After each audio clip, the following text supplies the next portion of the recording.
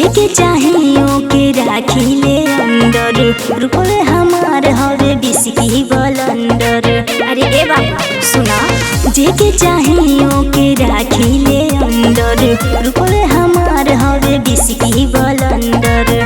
ई जवानी कोनो दोहे माथा दूध ना होखे, यूपी के लइका कोनो सूद ना होखे, यूपी के लइका कोनो सूद ना होखे। ठोके रसगर माल मंगर बूद ना होखे, यूपी के लइका कोनो सूद ना होखे। ठोके रसगर माल मंगर बूद ना होखे।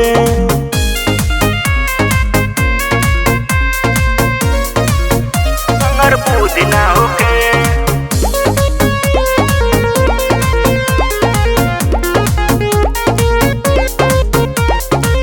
चाहे में हमारा हो जाइब फकीर हो, जानकी मेटाव जाने भाग के लकीर हो। ये तमन्ना लागल दिल के अंदर, डूबे के मन बा देखे द समुंदर। अच्छा चाहे में हमारा हो जाइब फकीर हो, जानकी मेटाव जाने भाग के लकीर हो। ये तमन्ना लागल दिल के अंदर, डूबे के मन बा देखे द समुंदर।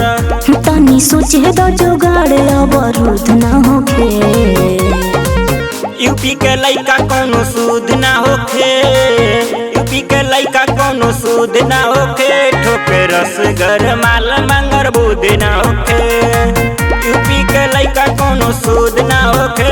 ठोके रसगर माल मंगर बूद ना होखे।